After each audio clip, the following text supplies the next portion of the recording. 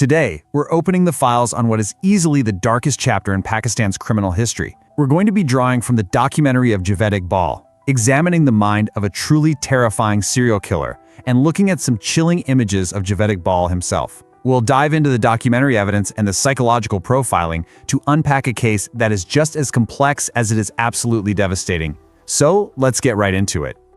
Right. Imagine this. It's December 1999, and a letter arrives at a local news editor's desk and the police station containing these exact words. I have killed 100 beggar children and put their bodies in a container. Literally overnight, that single letter shattered any illusion of safety in Lahore. Javed Iqbal claimed he had just spent 5 straight months orchestrating a mass murder right under the entire city's nose. 100. I mean, just take a second to let the sheer, devastating scale of that number really sink in. 100 highly vulnerable boys, kids ranging in age from just 6 to 16 years old. They just vanished. Poof, gone without a single trace from the streets of Lahore. You have to wonder, how on earth does something like this even happen? Well, that brings us to part 1. Crime of the century, 100 vanished. Let's look at how this unthinkable scenario actually unfolded. When authorities finally raided Iqbal's home, the evidence they found was, well, it can only be described as a literal museum of murder. Iqbal was incredibly meticulous. He kept these twisted little souvenirs. We're talking neatly labeled photographs of the boys in plastic bags, bundles of their clothes, and even the actual iron chain he used to strangle them. And he documented everything. In his diary, he actually calculated the exact cost of erasing each victim. It was precisely 120 rupees for the acid used to dissolve their remains. Moving on to part 2, the man behind the monster, a deceptive facade. The thing about Iqbal is he lived a terrifying double life. To the outside world, he was this wealthy businessman from a well-off family. He ran a video game shop, played the part of a caring paternal figure, but beneath that, a predatory psychopath. He actively used his wealth to lure in runaway and homeless children who were just looking for a safe haven. He'd shower them with gifts, food, tokens for his arcade, only to trap them in this horrific web. As you can imagine, this case sent absolute shockwaves through Pakistan's legal institutions. It laid bare these massive, glaring gaps in how vulnerable people were supposedly being protected. The courts, the police, the whole shebang, they faced an unprecedented reckoning because they had completely missed a prolific killer operating right in their own backyard. So, how do we understand the why? That's part 3, the dark magician archetype, profiling a killer. If we look at this through the lens of psychology, Carl Jung talked about the magician archetype, someone with intense charisma and power. But when you corrupt that power with the shadow, the darkest, most repressed parts of the human mind, it turns deadly. Kind of like cult leader Charles Manson. Iqbal weaponized this dark charisma. He took what could have been leadership and twisted it into a manipulative, deadly reign of terror.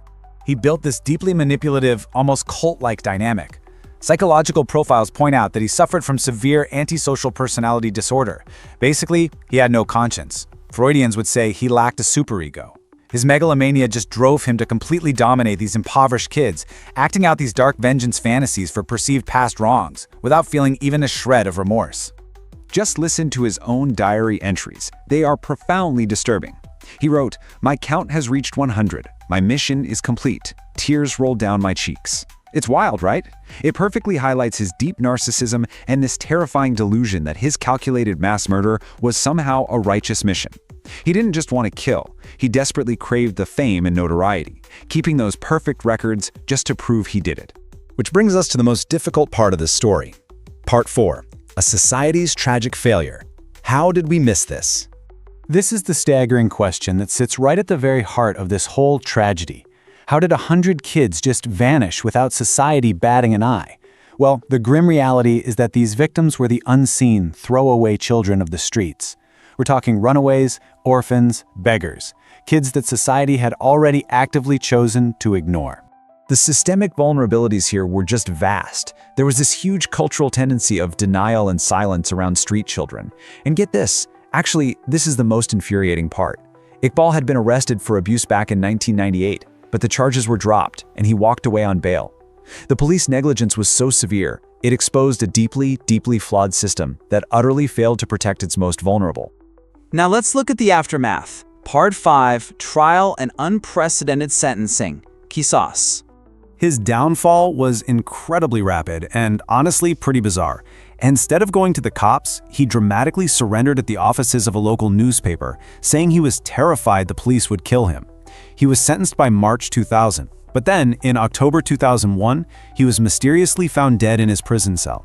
Officially, they ruled it a suicide by hanging, though autopsies later revealed he had been severely beaten. Make of that what you will.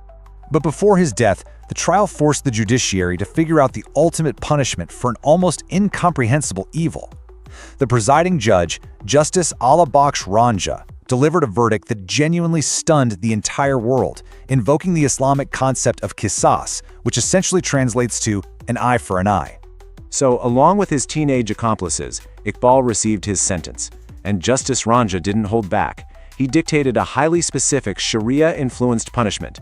Iqbal was to be strangled in the exact same public square where he hunted for his victims, right in front of the victims' parents. Then, he was to be cut into 100 pieces and dissolved in a vat of acid. Literally the exact same way he disposed of those kids. Now, as you might guess, this brutal sentence sparked massive controversy.